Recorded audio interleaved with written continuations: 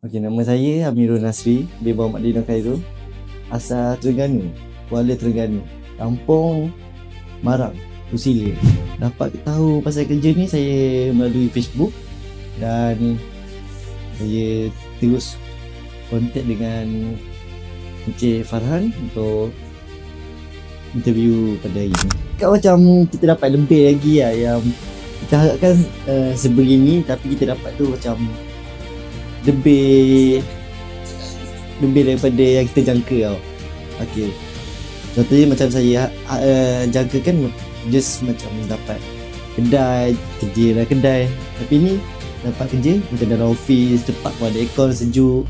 Okey, target saya akan cuba buat yang terbaik sebab saya minat dalam bidang buat sales. Saya akan mencuba lagi dan saya akan buat lebih apa yang saya ada masa sekarang.